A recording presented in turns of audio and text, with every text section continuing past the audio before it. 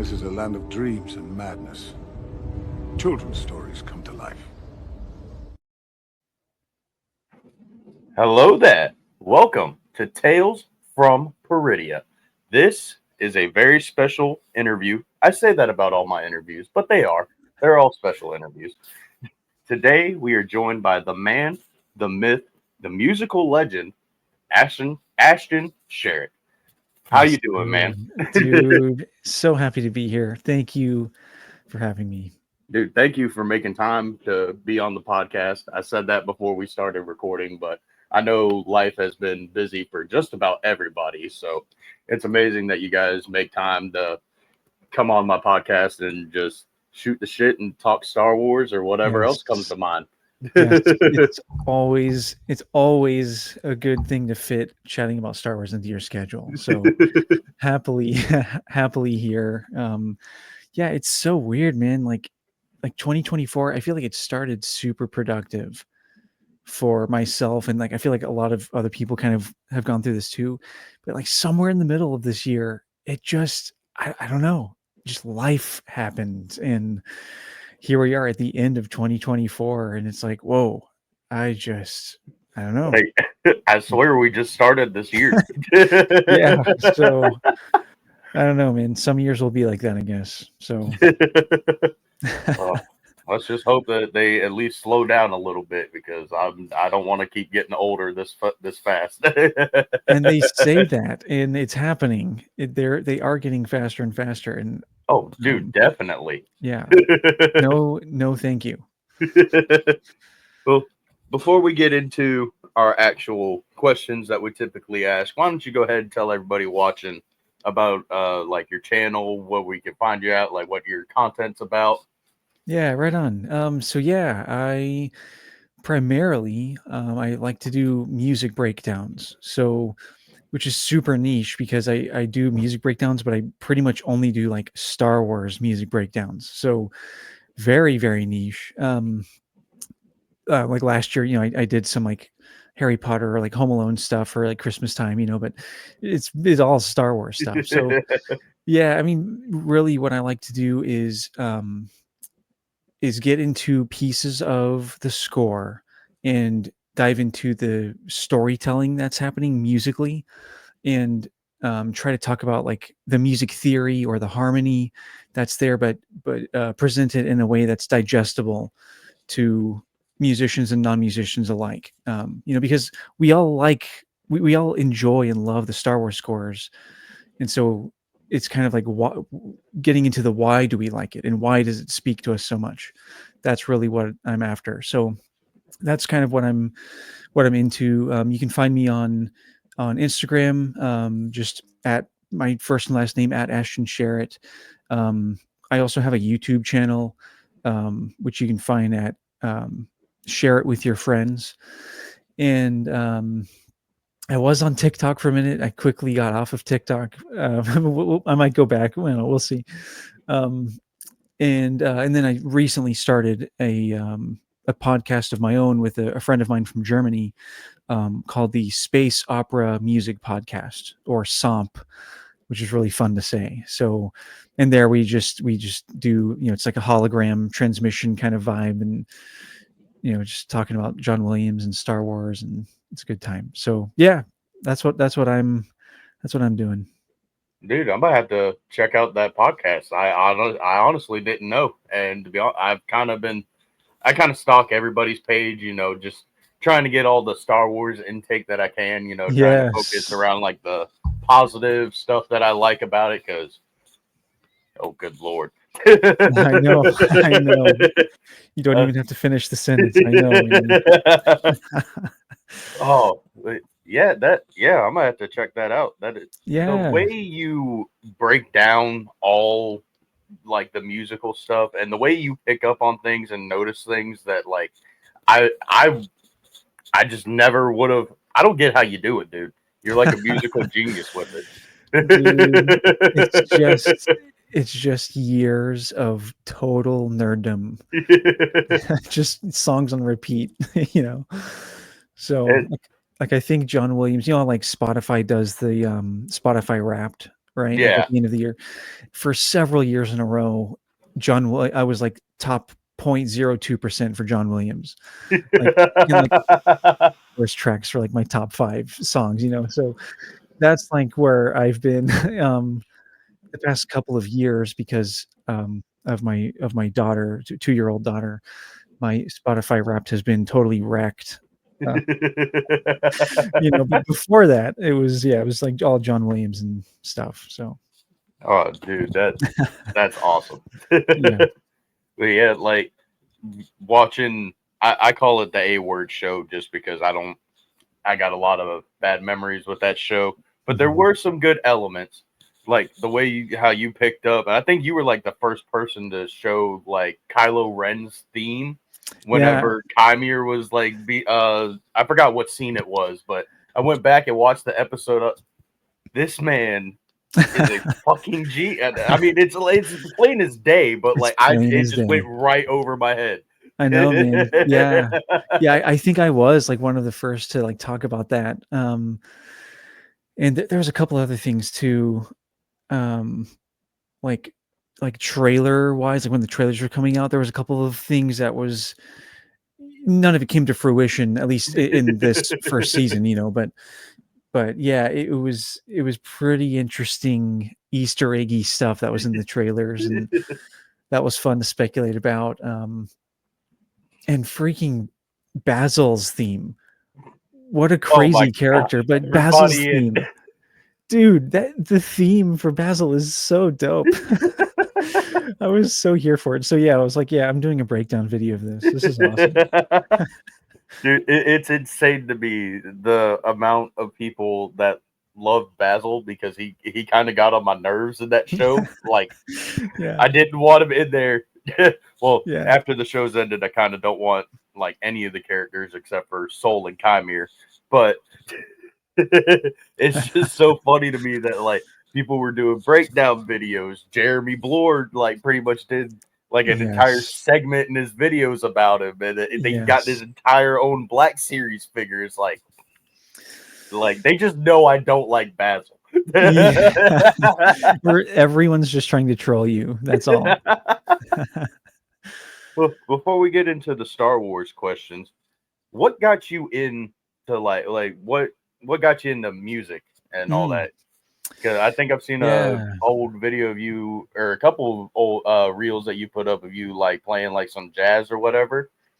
Yeah, I play trumpet, or at least I did before my daughter was born. It's been really on and off with that, but yeah, I mean, I grew up loving the soundtracks for Star Wars, and I think that honestly like got me really interested in music. I grew up in a really musical household, but yeah, the Star Wars soundtracks specifically, ever since I like could get the CDs, and like with my handheld CD player like that, I would just sit in my room and listen to them. And so that really kind of laid the groundwork for me to pursue music. And so, like in middle school, which I think a vast majority of us like in middle school, like all were kind of like forced to be in band, and they kind of like pick the instrument that you're supposed to play for you, even though you're not good at it. And it happened to me with trumpet. And I was just nerdy enough to stick with it. And so I stuck with it throughout high school. I honestly didn't take it seriously as something that I would pursue until like my senior year of high school. And then I ended up going to college for it. So yeah, I went to college for jazz studies on trumpet, and did some like arranging and composing there, mainly for like jazz. It was very jazz heavy. And then post college, I got into Disney. So I worked at Disney for a while before COVID, and did some Star Wars stuff there too. That was not musical related, but yeah, just kind of never put it down. I guess that's really what it feels like. I never seriously considered it as a career, growing up, but I just never stopped doing it. and that's where I'm at now, so yeah, man. That I like that. It's like, here we are, still being a nerd. Yeah, I didn't. It was high school for me. Whenever they were like, "Hey, you gotta take band, otherwise, like, you can't graduate." I was like, Yeah. I guess I'm taking band. Like, I tried orchestra my freshman year, and y'all told me that, like, oh yeah, because I played guitar.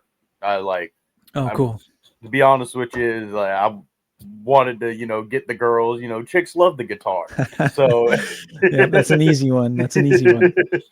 And I grew up, listening to all sorts of music, mainly, like Green Day, Nirvana, all the good old bad punk rock stuff.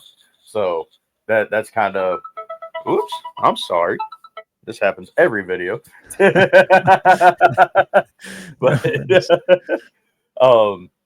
yeah, I didn't stick with it. I got into a couple other aspects of music and nothing really took off, with it. But, I still got my guitars and stuff at my grandma's. And when I go see her, I obviously still pick them up and play them and try to take care of them. But yeah, yeah, but now YouTube is kind of like the career path that I'm trying to pursue. And maybe once this starts taking off, I'll get back into it because I've kind of missed it a lot, and especially after seeing like a lot of your reels, I'm like, I need to get back into music, but I'm not that aspect, like the whole, like I can't compose, I can't even read tabs or sheet music or anything like that. So band was really interesting for me when they threw me on. I think it was like alto sax. Oh wow. yeah. The only reason that especially alto sax of all of the ones to choose from. it was either alto or tenor. I can't remember which one it was, but yeah, they threw me on it because they were like, "Oh, you're a guitar player? Oh, you'll be able to keep up with it." I was not able to keep up with it whatsoever. That doesn't make sense at all. Oh man, that I don't is know. brutal. Yeah. I had one good band teacher, and he actually like took the time to like teach the kids how to play the instruments and how to care for the instruments. And then the next year, we got a new band teacher, and he was like, "Yeah, so you got this, and nobody got it." And it was it was a little terrible. ridiculous. That is terrible. Oh, but it was funny. Practices were hilarious. Yeah. Luckily, I didn't need his class to graduate that year. I just needed it as an elective, or just something because they wouldn't let me have 3 classes instead of 4. Oh, dude, I do not miss that. Like, I love academia. Like, I love studying and like the idea of school, but I do not miss that part of it where you're like, I have to be in this class and I'm failing. Yeah, that was me all throughout school. Come to find out, I just had really bad ADHD and nobody caught on to it. So yeah, dude, that's a lot. I feel like that's a lot of people, like our generation, that just kind of did not have that caught for them early on. But we are like, it's like we're catching it now more and more, which is good. But yeah, I think our age group specifically kind of suffered some early years because of that. So yeah. Oh man. Well, to get into the Star Wars question, I'm enjoying this entire conversation. Everybody I've brought onto this, the last few episodes actually have just been like nonstop banger conversations. That's awesome. Yes. Let's keep it up. First one I always ask everybody is, what got you into Star Wars? Oh man, love this. All right, so legend has it that my first Star Wars viewing was when I was 3 years old. So that's what my dad has always told me, and I've just always stuck with that legend. And yeah, I truly believe it because literally some of my earliest memories are Star Wars, which is so cool. Like I would say even even more than like visiting family or something. Like the earliest memories I have are Star Wars scenes, which is just crazy. So yeah, I just grew up with it. I don't remember a time not loving Star Wars. I was also, I think like our age group is probably the last age group that obviously, that remembers prequels. Like I grew up, like I was born in 93. Oh, I was born in So, 2000. oh, sick. Okay. So yeah. So you were born like after the Phantom Menace. Oh, right on, right on. Dude, so I'm so old, and I do remember like when the Phantom Menace came out. I didn't see it in theaters or anything, but I remember the hype, and I remember before the Phantom Menace came out. Like I remember just having the original trilogy. So that is a really special memory to share. Specifically because, well, actually, two things I'll mention. One is I used to be obviously like scared of some scenes in the original trilogy, like the Rancor scene and stuff. And so my dad would fast forward through things. But one scene one section of The Empire Strikes Back that I didn't realize was in Empire Strikes Back was the Bespin fight between Luke and Vader. I remember seeing it. I know, this is so crazy. I remember seeing it on the TV, like whenever I was like a little older, and being like, "Oh my, like Dad, this is new Star Wars. Like this is amazing. Like which one is this?" And he had to like explain to me that it is in The Empire Strikes Back, and he just never showed it to me. He would always fast forward through it, and so it was just like this crazy like Easter egg in my mind that I found out and got to piece together in Empire Strikes Back, and that was just a really cool moment as a Star Wars fan kid.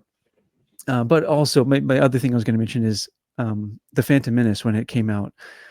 That is really where I guess like my imagination got to really flourish, and maybe it was my age too, but it was just being able to watch that the whole way through at home, and I just loved it. Like we loved Jar Jar in my household, like Jar Jar quotes all day, back and forth, and just like the battle droids and stuff, and just like the Legos and the action figures. Like that's really where my Star Wars fandom went to another level, so that's, yeah, it's just as long as I can remember, dude, it's been Star Wars. Oh, dude. So yeah, I love asking people that question because everybody's stories is so fantastic. yeah, Like it's a good one. I've brought this up multiple times. Like my first ever memory of Star Wars is walking downstairs bothering my grandpa, and he was watching A New Hope, and it was when Vader and Kenobi are battling on the Death Star, and he says, "When I left you, I was but the learner. Now I am the master." And it stuck with me. And Yeah, oh, dude, I'll never forget finding out that Anakin was Darth Vader. 'Cause, like, dude, obviously, they say in Return of the Jedi, you were once Anakin Skywalker, my father. right. I didn't put two and two together. I'm 4 years old when I first saw it. And so when I go to see Revenge of the Sith a year later and I see him being put in the Vader suit, bro, Dude, it just broke my heart, my mind, everything. dude, that is so sick. That is so sick because, yeah, your age group, you would have had the opportunity to like actually watch the prequels without knowing it all, like, and actually like experiencing the story from the chronological storytelling point of view. That is so sick, dude. I envy Yeah. you, actually. I envy that. I'm That is actually cool. one of the very few people around my age that I've talked to that actually watched it pretty much as everybody else, like prequels. Like I watched 4, 5, and 6 before my grandpa showed me 1 and 2, and it was.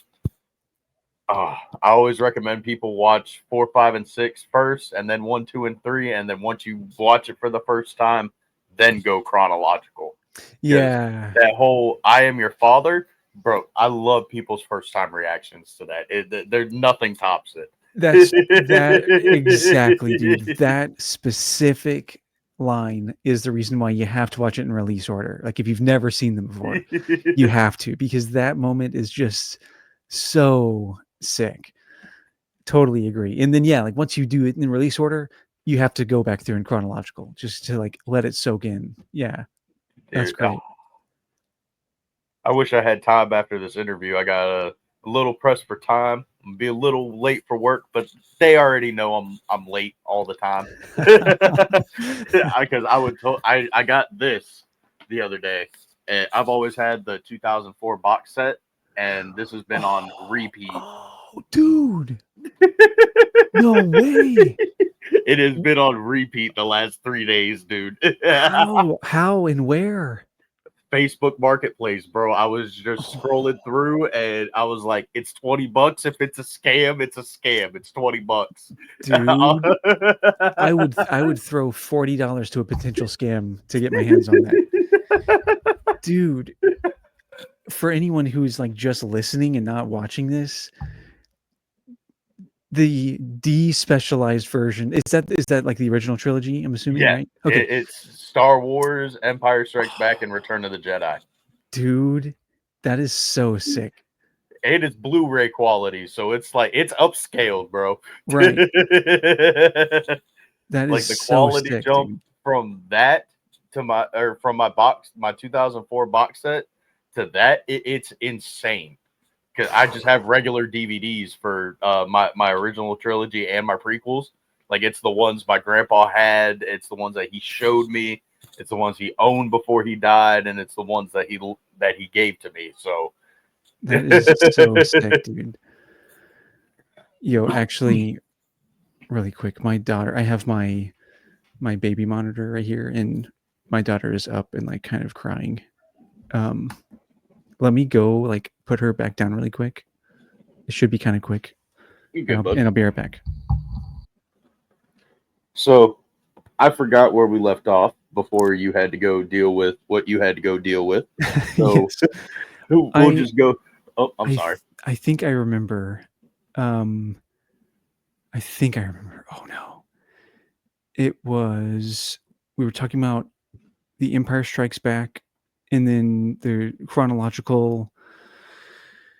Yeah. And then you were talking about watching it in that. Oh no, I remember now. It was the specialized version. Oh, dude. That's what it was. Yes. Took me a minute. Dude, okay, because I had the VHS, like the OG VHS tapes. Like that's what I grew up watching the original trilogy on.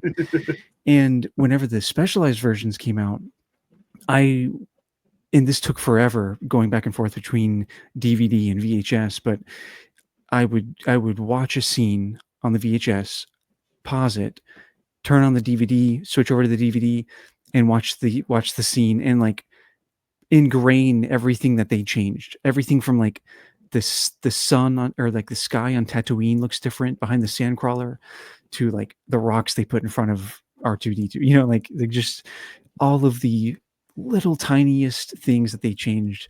I remember going back through those. So the bad news is my one of my siblings destroyed 2 of the original VHSs, Return of the Jedi and Empire.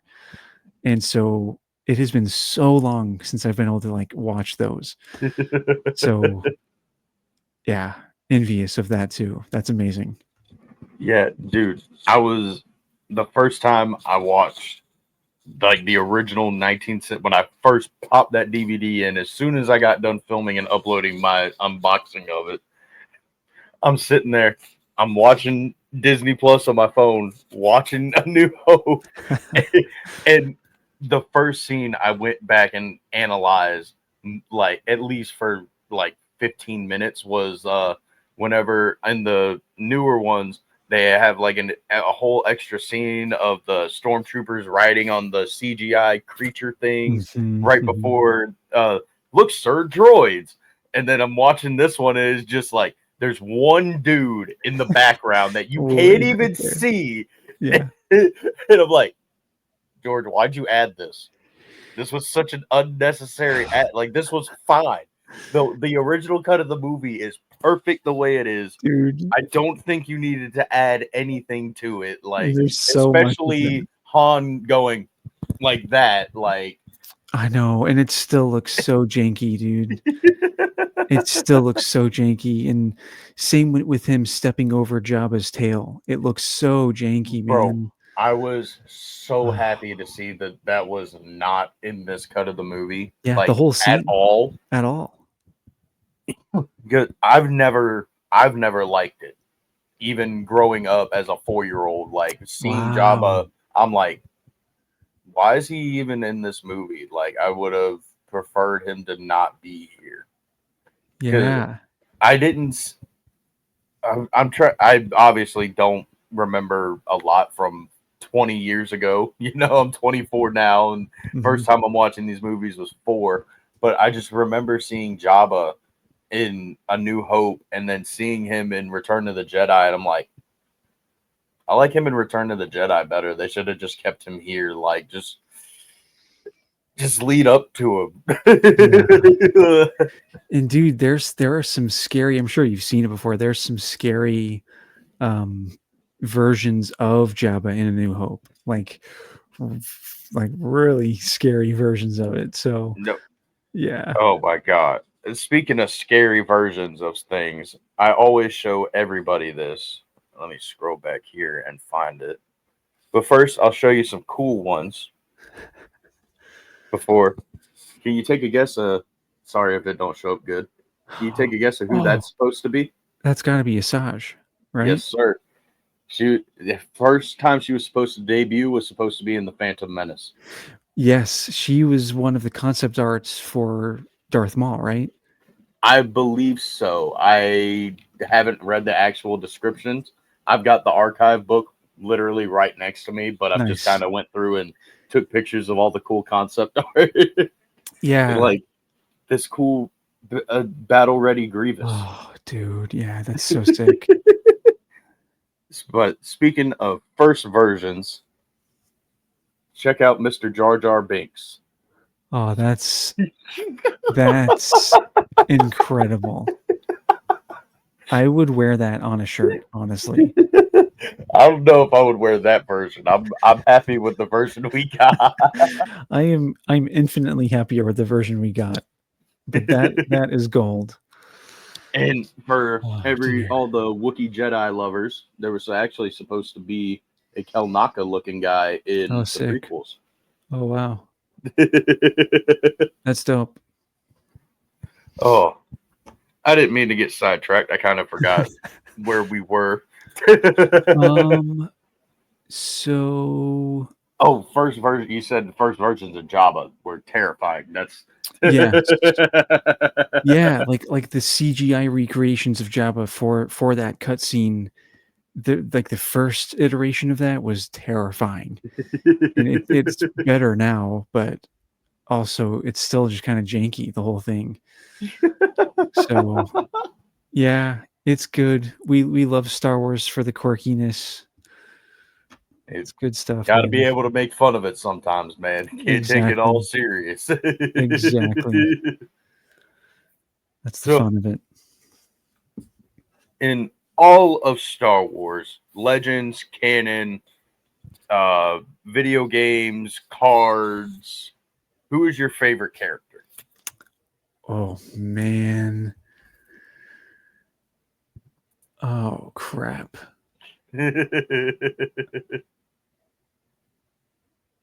Oh wow. I've had this question asked of me before, but not with the open-endedness of literally anything. Legends, cards, like comics. Oh crap. Dude. Got to make you think on this podcast, man. Yeah, thank you. It's like way past my bedtime for this amount of thinking. Yeah.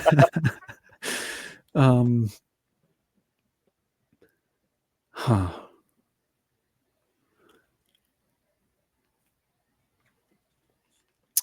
Oh shoot, man. Honestly,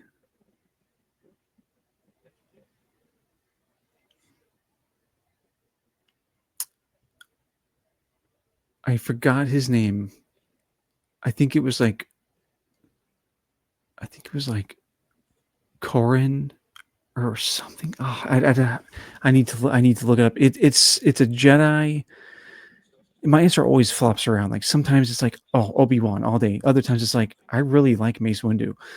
But tonight, I don't like that answer that you just gave. Mace No. Windu. Mace Windu. No, he deserved to Dude, go out the window. let's talk about it. Let's talk about it. We hate him.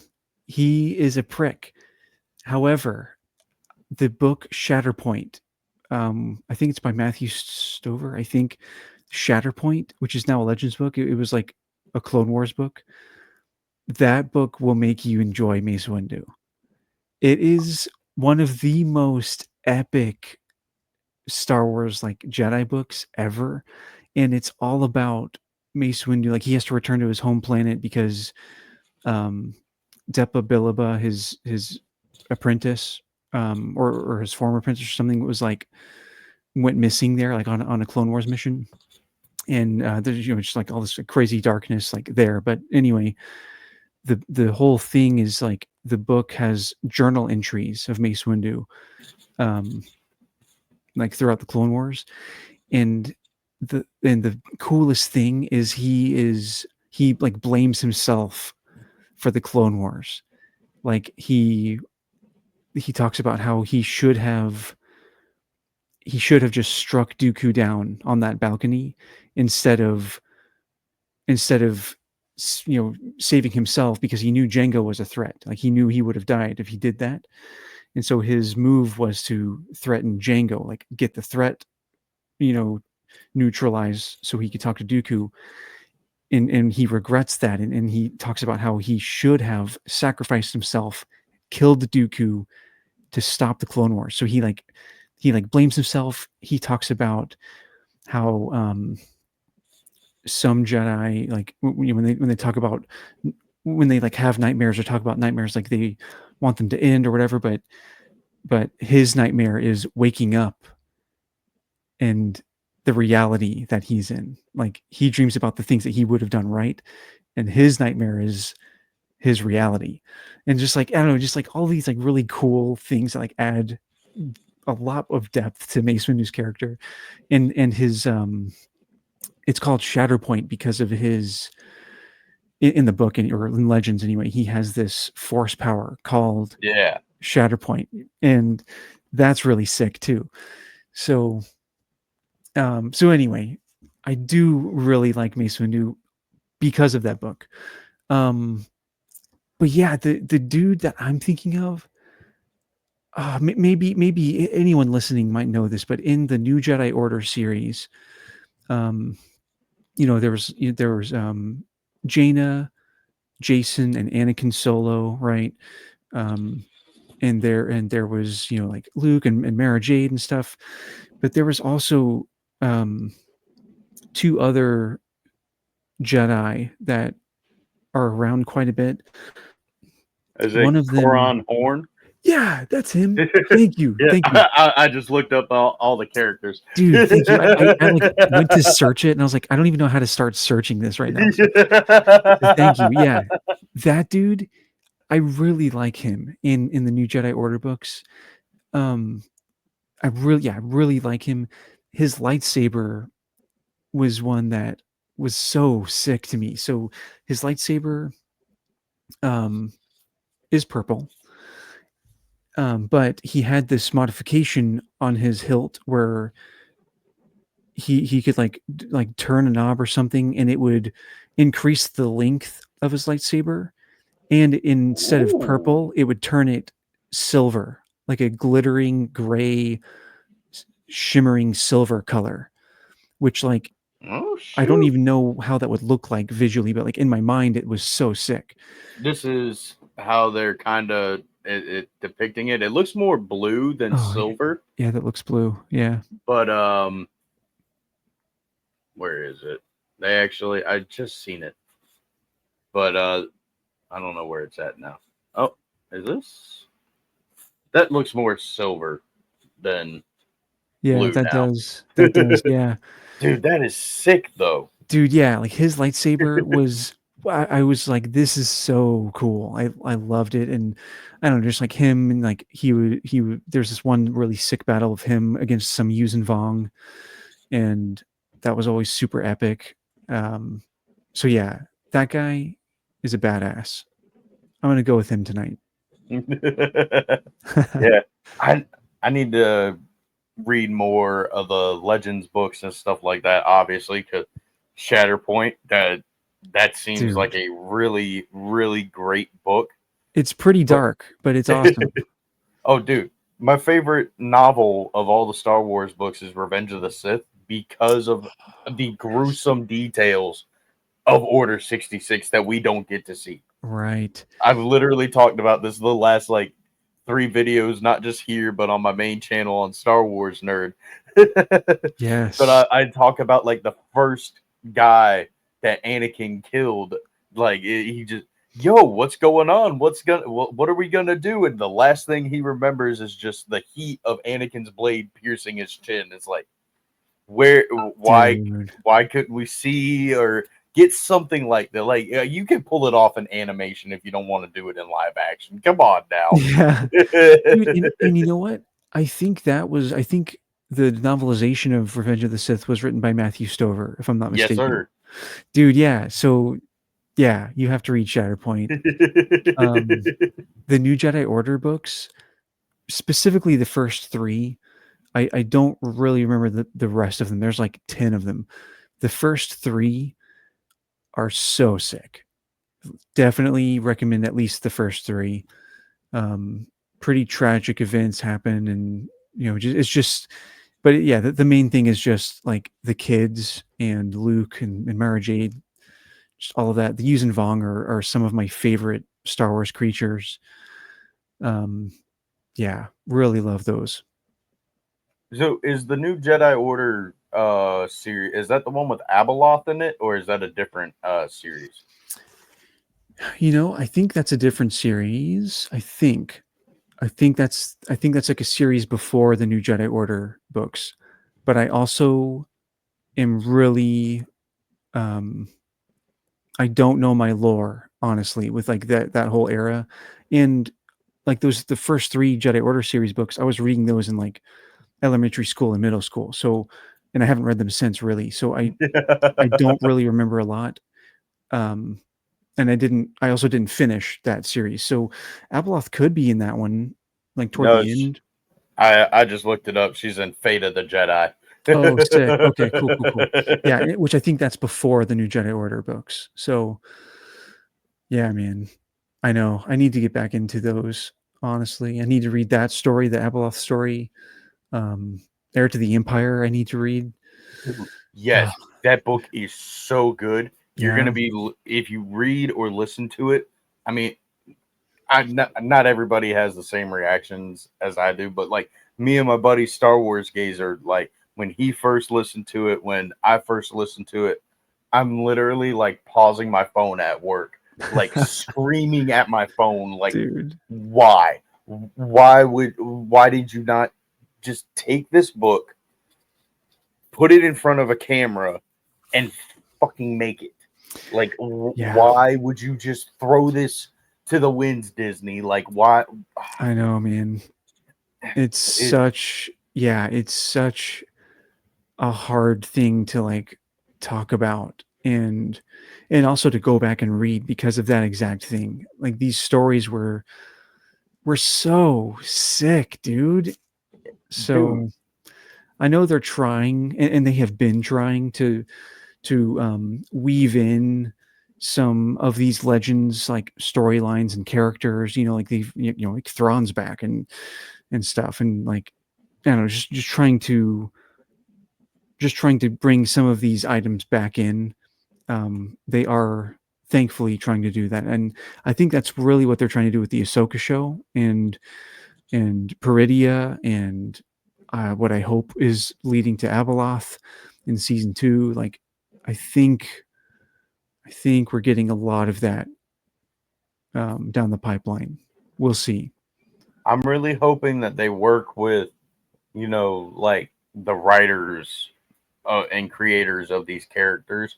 Because I was actually on my buddy Star Wars Gazer's podcast the other night, and his buddy was saying, like, yeah, it's cool that they're bringing in these elements from Legends, but is it actually them from Legends, or is it from far away? Like, yeah, this is Mara Jade, but you get really close, it's like, okay, it's just some redheaded character that is just a carbon copy, and it's not actually Mara Jade that we know and love from the books, Right. So I don't know. I'm excited. I think that obviously with Dave and John and Sam Witwer, if they are all working on a project or just involved in a project in some way, shape, or form, they at least like can course correct them and make it manageable.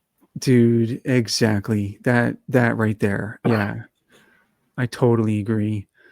I would be ecstatic if we got some Yuuzhan Vong on the big screen. I really don't know who that is. Dude, so the Yuuzhan Vong, they are, sorry for the deep dive, everyone. Oh, really dude. Quick.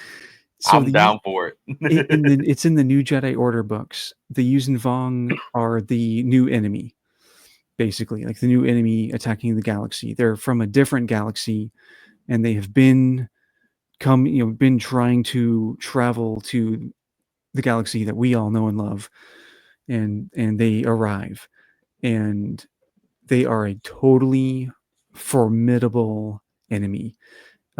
They reject, because of their religion, like they reject all things machinery and technology, and so their ships are like made of coral, and somehow have their own kind of hyperdrive capability. They take over and destroy Coruscant because it's like the most technologically advanced place ever. So they take that over, and their weaponry and their armor is all living organisms and stuff. And they have like, I don't know, they just like have like really crazy like powers and stuff. And what's the craziest thing is that the Jedi can't really sense them, or when they try to sense them, it's like there's a void in the Force or something. It's like really, it creates just like an added layer of like, this is not good, like for the heroes of the story. So yeah, they're just like taking over and stuff, and it's like crazy, and they're like also really grotesque looking, like their faces are like, because they like their religion, they thrive off of pain and self-torture and stuff, so they're like all like mutilated and like scarred up, but they're just, their face is how they are, is how would you describe it, like exposed skulls, but like with flesh still kind of on them. Like they're really, really creepy, like bro, nasty, formidable, just crazy, and really cool. The way you described that, I'm kind of picturing like Freddy Krueger in the Star Wars universe, if I'm gonna be honest. Yeah, but like mixed with Alien. Oh, I need to see the Alien movies, but I know what you're talking about. Yeah, I'm not that pop culture numb to stuff. Yeah, dude. So they have always been a fan favorite since I was reading, a kid reading those books, just like, this is crazy. So we'll see, man. We'll see what they come up with. But yeah. I think at least Ahsoka season 2 we'll get some pretty nice deep dives and at least some answers, because I don't know if you saw me or Tony's videos about Ocala Comic-Con, but we met Shin Hati down there. Obviously, I'm so jealous, dude. Don't even show me that. I'm so mad. I love Shin. I asked her why she thinks Balin has such a massive hatred towards Anakin, and she was like, well, I can't speak on Balin's journey. You would have had to ask Ray, but unfortunately, he's not with us anymore. But Right. I'm looking forward to you maybe finding out soon. And I Dude. didn't hear that soon until somebody pointed it out to me on Instagram. Dude. Yeah. And we have heard that Hayden Christensen is on set a lot right Dude. now. So we're gonna get some awesome stuff, man. I'm so pumped. I can't wait. I hope we get more Force Ghost Anakin. Yeah, me too. Dude, I'll never forget watching episode 4 and with just the hello snips and then the cut to black. I was Dave, I'm a storm Lucasfilm right now. Dude, I cried. I legit cried. I wasn't making content at the time, but if I was, I would have easily been crying in a reaction video or something. It was absolutely insane. And then we get to see, the next episode, we get to see the Clone Wars in live action. Bro. So sick. I go back and rewatch those episodes all the time. Yeah. It's been a minute for me. I will probably this weekend do that. Thank you for that. Yeah, man. Oh, man. Well, I'm a little bit pressed for time, so I'll go ahead and try to keep this next one a little under a 5-minute answer. I love it. What is your favorite Star Wars movie and show? Oh, okay. Hot take. My favorite movie is The Phantom Menace. Hey, that's not a hot take. I'm here for it. Dude, especially after seeing it in theaters for the 25th anniversary. Bro. Yes. Bro. Oh my.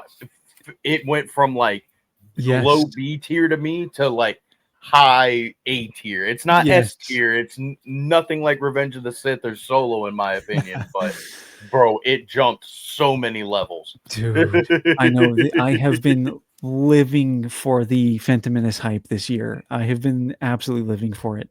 Yeah, it's my favorite. Followed closely by Revenge of the Sith.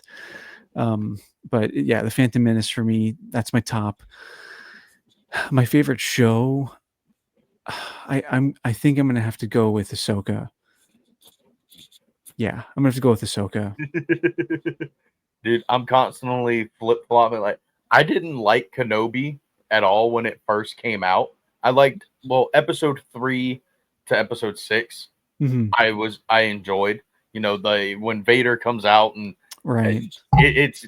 It's good. I've never really talked about it with somebody who has kids, but seeing Vader be brutal and just snapping the kid's neck and all that. I was Disney. What? Yeah. You can make good stuff. This is exactly how I've heard Darth Vader is, and you guys are handling him properly.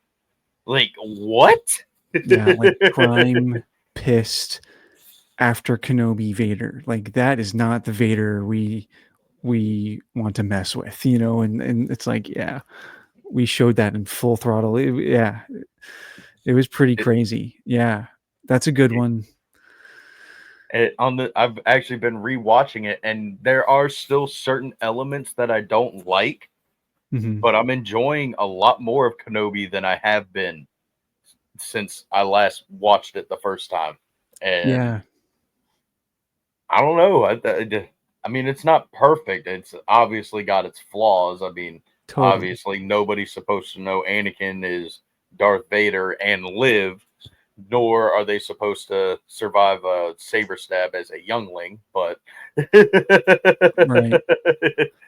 But I'm able to kind of look past that and just, enjoy the story that they did tell, even though they kind of screwed Stuart Beatty and just completely stripped his script of everything and left the pinky toe skeleton of it. But I know, man. But yeah, like you said, there is gold there, and yeah, the things that are oh man, you can move past them relatively quickly, oh yeah, and yeah. I was talking to my one of the people that I met in Star Wars Sith live streams, and even talking to my buddy Darth Christensen, like just talking about like Kenobi describing Padme and Anakin to Leia. Bro, I'm getting goosebumps now Tears, just talking dude. about it. Yeah. Legitimately tears, man. Like that alone, and you know, the whole rematch battle between Kenobi and Vader, even though I don't like how bright the lightsabers look in it, Right. I can look past it, and I can, you know, sure, I don't like Reva, I don't like this, I can still, it's a story about Obi-Wan, Luke, Leia, and Vader, and Yeah, that's like four of my favorite characters right we're here there. for this. So Yeah, totally agree. I will sit for oh, this. Yeah.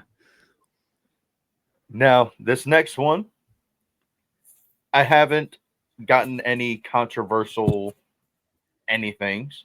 I've actually gotten some really good not insider, but some really good discussions out of it.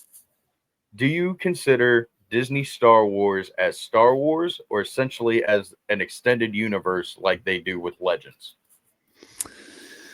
Oh, wow. Or do you just make your own headcanon?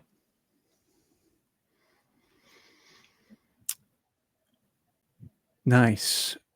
I consider it Star Wars, and or I should say more accurately, I consider it Star Wars now. I have had to work through that over the years, and specifically like with The Last Jedi specifically. Um, but I now do consider it all Star Wars and like canonically within the timeline and headcanon wise, what I've the way that I've used my ability to create headcanon, I've used to piece together or make sense of things that are confusing to me. So like Luke's character depiction in The Last Jedi, I had a really hard time with it at first. And I was, if I had been a content creator when it came out, I would have been a really negative content creator, but you know, back when it came out. But I have since been able to make sense of the way Luke is in The Last Jedi in a way that I'm satisfied with and am okay with. Part of that headcanon involves Mara Jade, and her death. And then part of it also to me, I think the Kenobi show actually put like the last piece of headcanon that I needed to make The Last Jedi work for me totally, was answered by the Kenobi show, and that was how Qui-Gon, he wasn't just showing up left and right guiding Obi-Wan at every moment. You know, like Obi-Wan had to work some things out and kind of like, I don't even know how you would describe Obi-Wan's journey like quickly through the show, but you know, at the end when we finally see Qui-Gon again, and Qui-Gon's like, it took you long enough kind of thing, you know, and that right there was pretty eye-opening, because my thing for The Last Jedi, my biggest thing was, okay, if Obi-Wan and Yoda and Anakin can show up as Force ghosts for an Ewok dance party, why aren't they showing up to guide Luke through this like Kylo or Ben Solo situation? Like, where are they? Why are they not around? And so, but you know, I just was misinterpreting how Force ghosts operate, I guess, you know, in like the way Qui-Gon wasn't just showing up at every right turn to like guide Obi-Wan, right? I think that's the answer, or part of the answer for, you know, Luke and where he's at. So Anyway, that's my long-winded answer, but that's how I use headcanon for all of this. Even the Acolyte, I consider canon, and I have worked out everything that I needed to with headcanon, and it works for me, So that's kind of been the way that I've been a happier Star Wars fan, is kind of operating in this way. I'm not gonna lie. You kind of that was not the answer I was looking for. Because most of the time when I ask people if they like do their own head canon, they do like, yeah, I'll watch 1 through 6, Heir to the Empire. That trilogy is my sequel, and I'll pick stuff from Mando, Ahsoka, and place together a timeline. That's You're cool. talking about like, okay, well, this happened because this happened because this, dude. I like that. That was different. That was interesting. It did open my eyes a little bit about Luke, but at the same time, it still bothers me that the man was able to look Palpatine in the face of evil, throw his saber wherever the heck that thing went. Because I'm sorry, that thing got blown up in the Death Star. Yes, It dude. saved his dad and was like, I'm not fighting you. I'm not fighting anybody. I'm a Jedi. I'm saving this man. He's my father. I love him. There's still good in him, too. Well, I got a bad feeling about this. Well, here's what's interesting. So we know how when Luke ignited his saber to try to strike down the Emperor, when Luke finally cracked, it's whenever Palpatine said something about his friends. And so that moment right there, because that's all he had at that moment, right? So that's what made him crack, is when Palpatine hit that wound, or threatened those people, right? The same thing with whenever he's hiding under the stairs and trying to meditate and focus, but then all of a sudden Vader starts talking about sister, and Luke cracks, he loses it and starts just swinging, and then he snaps out of it, obviously, and then that's when he throws his lightsaber and he's like, oh shit, that wasn't good. But those are the moments where he snaps, right, and gets triggered. My headcanon for the lightsaber ignition on Ben is what Luke saw wasn't just like, oh, he's a bad guy. It was, he specifically saw and experienced Ben or Kylo killing Han and Leia and Chewie, his sister, his friends. And I think what we saw there with that lightsaber ignition is the same kind of classic Skywalker anger, crack moment that we see in Return of the Jedi with, the lightsaber, the Emperor, and then, under the stairs. That's my personal. It has helped. I'll put it that way. It has helped. So that does help a lot. It does. I'm still bothered I by know. how they. I know, The man. fact that you're a fan was able to come up with that, and it's like y'all couldn't have at least shown that or something. Y'all are the ones with the billions of dollars. I know. It's like they almost tried to allude to that, because I saw darkness. I don't even remember how he describes what he saw, but it's like it was too vague. Yeah. And so it's it was just that also made it too weak, and it's like, okay, that was weird. So yeah, but anyway, it helps. that does help a lot. I'm not gonna lie. You know, I try not to talk shit on Star Wars. You I know, know. I love this franchise. That's You the know, but thing, man. sometimes you just got to call them out and just keep calling them out until hopefully they realize like these guys are getting tired of seeing, you know, miss after miss after miss. Like maybe we should use some of the non-existent source material that we said doesn't exist. Yeah, man, which, they're slowly doing, I think. Um, but in the meantime, yeah, this kind of marriage between what we're getting as canon and then like head canon to make these things work. Um, that's where I'm at, because I mean that's what Dave and John Favreau and Sam Witwer, like that's what all those cats are doing. They're using their imaginations to make these things work and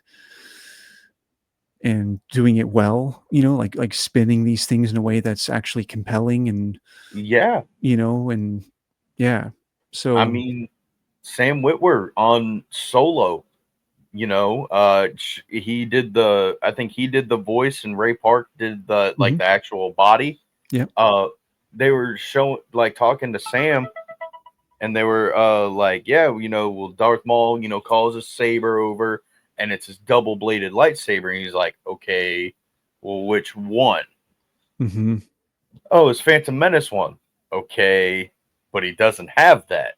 He can have the Clone Wars season 7 saber, which means this, or this could happen, or this, and this happen, or he could have the dark saber, which means this, or this, or this, or this, or potentially this, or it's ah yeah, I think they're working towards it. They are. And yeah, and as long as those guys, as long as they are at the helm in some way, I feel confident and excited, with everything. So yeah, man. Well, one last impromptu question before we get out of here. You looking forward to Skeleton Crew? Yeah, I actually really am. I'm so psyched. It's gonna be cool because and me and Tony have talked about this. Like I love Andor. Tony hates Andor. And I know I'm with Tony, man. I'm with Tony. so many people are. And I love Andor because we get that like citizen point of view within the Star Wars galaxy, and so it just kind of it's kind of like an RPG game where you can just free roam in the Star Wars galaxy Yeah. and like the in-depthness and like just kind of mundane day-to-day thing, like but the bigger shit's happening in the background, and like behind the scenes, but you're just in like the citizen point of view or whatever. I don't know, like that is just so just brings me back to like full childhood imagination land, like where you're like, oh, like I'm waking up and I'm like on Coruscant in my apartment and like going out to like I'm on the bus on the way to school, like in real life, but in my mind I'm writing the like the sky thing to like the training thing. It's like that's that's where Andor placed me, or that's where my mind was like watching Andor. And so with Skeleton Crew, I get those vibes. Like we are getting this like suburban, mundane school life view of the Star Wars galaxy, which inevitably has to be a thing in Star Wars. Like if you think about it. And then so now we get to like experience that and see what that's like. So I'm really pumped for that. But I'm also pumped for just the wackiness that we're seeing, like the characters we're seeing. It just gives me those grungy, wacky Star Wars vibes. Um, it feels like there's going to be kind of a Stranger Things element to it. Um, and the music, like we freaking hear the Major Tom song sung in Huttese. Like what? Like I'm so pumped. This is so cool. So yeah, I'm here. Hopefully, for it. you do some breakdowns on whatever music they got coming out with it. I plan on it, dude. If I can get myself back on the content train, it's been too long. I need to get back on it. Life, if you don't leave Ashton alone, I'm gonna have to come over there and break your kneecap. Please do it. I give you complete permission. Please do. Oh, well, that pretty much does it for all my questions and this episode of Tales from Peridia. You guys can check out Ashton on Instagram. His little handle thing is under his name over there. Plus, all of his links will be down in the description. Ashton, is there anything you want to say to everybody watching and listening at home? Just may the force be with you. May the force be with you. And I hope you guys enjoyed this video. That's about it. Bye, guys. No. The Force is my ally. That's all I need.